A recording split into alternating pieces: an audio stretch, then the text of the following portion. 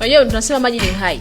Na mimi labda nilijua before kutokana na population kubwa, idadi kubwa ya watu wengi walioko Dar es Salaam, tunaweza tukasema kwamba kuna tokea uhaba wa maji. Lakini ukiangalia hata maeneo kadhaa au maeneo mengi ya jiji la Arusha sasa hivi wanakutana na hiyo changamoto.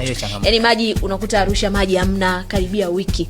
Arusha ambayo ina vyanzo vingi vya maji, Arusha ambayo kuna maporomoko ya maji sehemu kadha wa kadha, lakini Arusha ambayo tunaona mkoa anajaribu kupush kufanya kazi kubwa zaidi, lakini kuna baadhi ya vitu ambavyo vinakwamisha kufanya Arusha iwe ile Arusha ambayo inatakiwa. Ukiangalia tunatangaza utalii, lakini kiuhalisia wageni wanafikaje sehemu ambayo ina upungufu wa maji? Kwa sababu wengine hawakai huko kwenye mahoteli nini, wengine wameamua wamepanga kabisa kuna sehemu ambazo wanaishi. Sasa akisha kutana changamoto ya uhaba wa maji hamna wiki, maji hamna zaidi ya siku 3-4, inakuwa ni changamoto. Hato tamani tena kurudi au kuwashawishi wenzake kwamba tunaenda tukafanya utalii sehemu fulani, kwa sababu wao hizo shida kwao sio vitu ambavyo vipo. Yaani walisha move on, walishatoka huko.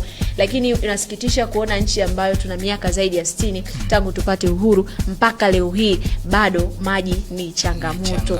Tuna vyanzo vingi sana vya maji ambavyo vipo, lakini hatufahamu nini hasa ambacho kinapelekea. Kwa sababu ukiangalia wenyewe wanavyozungumza kwamba ukiwakuta hata bungeni kwamba huduma za kijamii zinafika.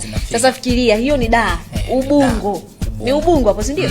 Ni Ubungo, maji hamna. Aya, mtu ambaye yuko Ileje huko, mtu ambaye yuko Mbeya ndani Tukuru huko, anaweza kupata huduma ya maji kama mtu ambaye yuko yaani kama ni mjini tu maji hamna.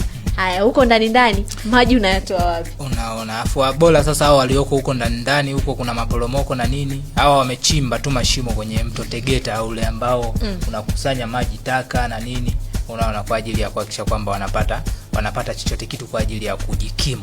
Unaona, maji mekundu kabisa. Kwa kuna haja mamlaka hii kuangalia maeneo haya ambayo kwa kweli ni wiki nyingi sana ambazo wamekuwa kiteseka na hiyo hali ya maji.